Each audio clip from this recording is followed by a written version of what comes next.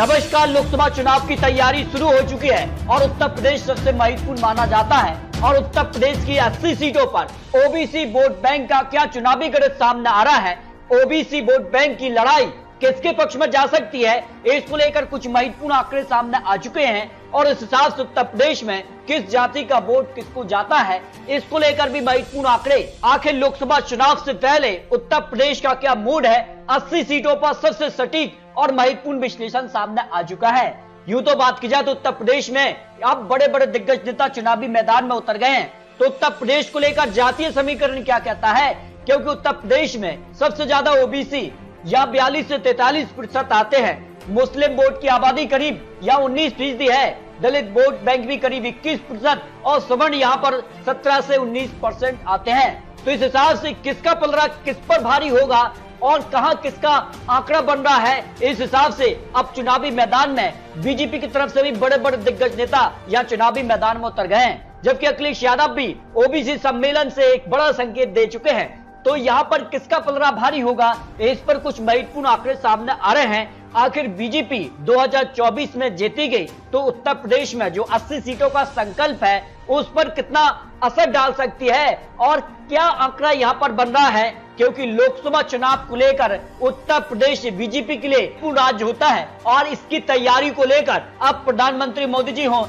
या फिर बड़े बड़े दिग्गज नेता उत्तर प्रदेश को लेकर यहाँ पर चुनावी मैदान में उतर गए हैं। तो क्या 80 सीटों पर जीत का दावा सटीक होगा, क्योंकि इस बार यहाँ पर इंडिया गठबंधन बना है और यहाँ पर एनडीए गठबंधन, तो किसका पलड़ा भारी है जिसका की अब तैयारी या लोकसभा चुनाव को लेकर या राहुल गांधी और यहाँ पर विपक्ष कर रहा है, तो उसके दम पर काफी कुछ बदलाव देखने को मिलेगा। लेकिन उत्तर प्रदेश को लेकर कांग्रेस ने नए या अजय राय को अब प्रदेश अध्यक्ष बना दिया है और अब माना जा रहा है कि अमेठी में एक बार फिर से राहुल वर्सेस स्मृति का मुकाबला होने जा रहा है। तो कौन किस पर भारी होगा, क्या यहाँ का आंकड़ा बन सकता है 2024 में या मोदी सरकार या महागठबंधन की वापसी होगी, इसको लेकर उत्तर प्रदेश की 80 सीटें सबसे महत्वपूर्ण हो जाती हैं। आखिर किस प्रकार का गठबंधन यहाँ दिखाई दे रहा है, जिसका से लोकसभा चुनाव 2019 में बीजेपी ने 64 सीटें, महागठबंधन 15 सीट और 1 सीट कांग्रेस के पक्ष में रही थी। कांग्रेस अलग से चुनाव लड़ी थी,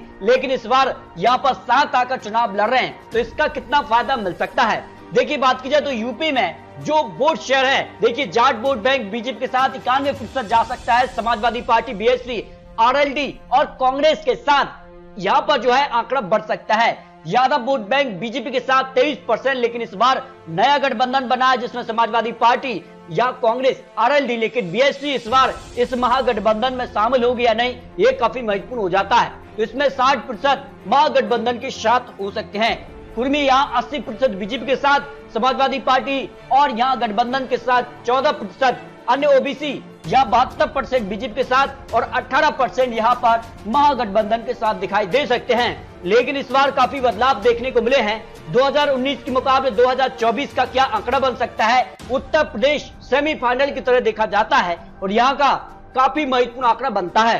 तो उत्तर प्रदेश में सबसे ज्यादा ओबीसी आबादी आती है और ओबीसी आबादी में यादव वोट बैंक 10%, कुर्मी या 5%, मौर्य 5%, जाट वोट 4%, राजभर 4%, लोधी 3%, गुर्जर 2%, निषाद केवट 4% और अन्य यहाँ पर 6% उत्तर प्रदेश से आते हैं। नहीं महत्वपूर्ण होता है उत्तर प्रदेश के लिए ओबीसी वोट बैंक। इसके अलावा 19% सवर्ण और 19% के करीब यहाँ पर जो है मुस्लिम वोट बैंक भी आते हैं।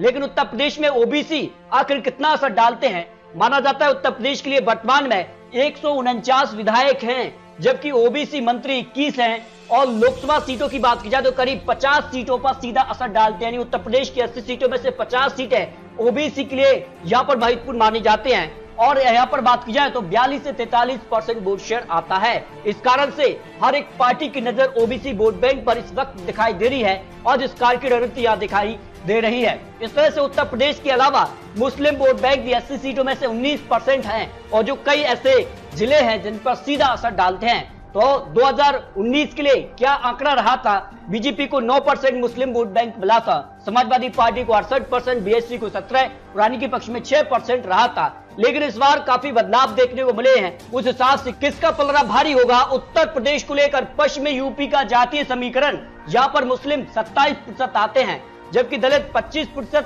जाट वोट बैंक यहाँ 17%, राजपूत 8%, ओबीसी 16%। इस हिसाब से पश्चिमी यूपी की 27 लोकसभा सीटें भी आती हैं और यहाँ का ओपिनियन पोल किसके पक्ष में जा सकता है, क्योंकि काफी आंकड़े अब चौंकाने वाले सामने आ रहे हैं। पश्चिमी यूपी रीजन की 27 लोकसभा सीटों पर बीजेपी को 18 से 23 सीट की संभावना हो सकती है। समाजवादी पार्टी को 2 से 5 सीट, बीएसपी को 0 से 1 सीट, कांग्रेस को 0 सीट, अन्य के पक्ष में 0 सीट की संभावना दिखाई दे रही है, जो उत्तर प्रदेश की 80 लोकसभा सीटों पर महत्वपूर्ण विश्लेषण सामने आ रहा है। वहीं बुंदेलखंड की 4 लोकसभा सीटों पर भी चौंकाने वाले आंकड़े बन रहे हैं। 2019 लोकसभा चुनाव में सभी चारों सीटों पर बीजेपी ने जीत हासिल की थी, लेकिन इस बार महागठबंधन बना है, उस हिसाब से बीजेपी को यहाँ 3 से 4 सीट मिल सकती है। समाजवादी पार्टी या महागठबंधन के पक्ष में 0 से 1 सीट की संभावना उत्तर प्रदेश को लेकर लगाई जा रही है। अवध रीजन की 23 लोकसभा सीटों पर मर्टराइज का जो ओपिनियन पोल उत्तर प्रदेश की 80 लोकसभा सीटों पर किया गया है, ये भी चौंकाने वाला सामने आ रहा है। फिलहाल बीजेपी को यहाँ 63% वोट शेयर, समाजवादी पार्टी को 18%, बीएसपी को 10%, कांग्रेस को 7%, अन्य के पक्ष में 2% वोट शेयर जा सकता है। और इस हिसाब से सीटों की भी बात की जाए तो बीजेपी को 18 से 23 सीट और समाजवादी पार्टी को 0 से 1 सीट, बीएसपी को 0 से 1 सीट, कांग्रेस को 1 से 2 सीट मिल सकती है। यानी महागठबंधन के पक्ष में 102 सीट अवध रीजन में जाने की संभावना दिखाई दे रही है। जबकि अगर बात की जाए तो लोकसभा चुनाव के लिए यहाँ पूर्वांचल भी महत्वपूर्ण माना जाता है, क्योंकि यहाँ से भी 26 लोकसभा सीटें आती हैं और इस बार बीजेपी को 64%, जबकि महागठबंधन के पक्ष में भी यहाँ पर करीब समाजवादी पार्टी को 15%, बीएसपी को 16%, कांग्रेस को 3% वोट शेयर जा सकता है। और उस हिसाब से अगर बात की जाए सीटों के लिए तो 26 सीटों में से बीजेपी को यहाँ 18 से 23 सीट मिल सकती है, समाजवादी पार्टी को 1 से 3 सीट, बीएसपी को 0 से 1 सीट की संभावना हो सकती है। इस हिसाब से पलड़ा बीजेपी का भारी नजर आ रहा है। तो उत्तर प्रदेश को लेकर जो मर्टराइज का 80 लोकसभा सीटों का ओपिनियन पोल है, उस हिसाब से बीजेपी को यहाँ पर 63% वोट शेयर जा सकता है, समाजवादी पार्टी को यहाँ पर 19%, बीएसपी को 11%, कांग्रेस को 4%, अन्य के पक्ष में 3% वोट शेयर जा सकता है। और इस हिसाब से अगर बात की जाए सीटों के लिए तो फिर बीजेपी को यहाँ पर 67 से 73 सीटें की संभावना दिखाई दे रही है, समाजवादी पार्टी को 3 से 6 सीट, बीएसपी को 0 से 4 सीट, कांग्रेस 1 से 2 सीट, अन्य के पक्ष में 0 सीट जा सकती है। लेकिन माना जा रहा है कि इस बार जो महागठबंधन बना है, जिसका नाम इंडिया दिया गया है, इसके बाद क्या कुछ आंकड़ा बनेगा उत्तर प्रदेश को लेकर। बीजेपी का संकल्प 80 सीटों का है, तो क्या बीजेपी सभी 80 सीटों पर जीत दर्ज करके एक इतिहास रचेगी उत्तर प्रदेश को लेकर, यह भी महत्वपूर्ण हो जाता है। लेकिन महागठबंधन ही बना है, जो कि नई राजनीति के साथ अखिलेश यादव उत्तर प्रदेश के चुनावी मैदान में उतर गए हैं और ओबीसी सम्मेलन भी कर रहे हैं। इस तरह से अगर बात की जाए उत्तर प्रदेश को लेकर अन्य एजेंसियों के हिसाब से भी करीब 70 सीटें उत्तर प्रदेश में दिखाई दे रही हैं। इस हिसाब से उत्तर प्रदेश हो या महाराष्ट्र, ये राज्य काफी महत्वपूर्ण लोकसभा चुनाव के लिए भी हो जाते हैं। तो दोस्तों, आपको क्या लगता है उत्तर प्रदेश की 80 लोकसभा सीटों पर ओबीसी वोट बैंक, मुस्लिम वोट बैंक और सवर्ण वोट बैंक किसके पक्ष में जाएंगे? इसके अलावा यहाँ पर जो है आदिवासी वोट भी महत्वपूर्ण हो जाते हैं। तो उत्तर प्रदेश को लेकर कुछ महत्वपूर्ण आंकड़े आपको दिखाए हैं। आपको बता दिए चुनावी आंकड़े चुनावी अनुमान है और आने वाले वक्त में किसकी कितनी तैयारी और क्या रणनीति के साथ चुनावी मैदान में उतरते हैं, उसके बाद आंकड़े बदल भी सकते हैं। तो आपको क्या लगता है उत्तर प्रदेश को लेकर अपनी राय रख सकते हैं। आखिर उत्तर प्रदेश में किसकी यहाँ पर जो है पकड़ मजबूत होगी और किसको कितनी सीटों पर जीत मिल सकती है, इस पर अपनी राय रखिए। मिलते हैं दोस्तों और लेटेस्ट और महत्वपूर्ण आंकड़ों के साथ, तब तक ले जय हिंद, जय भारत।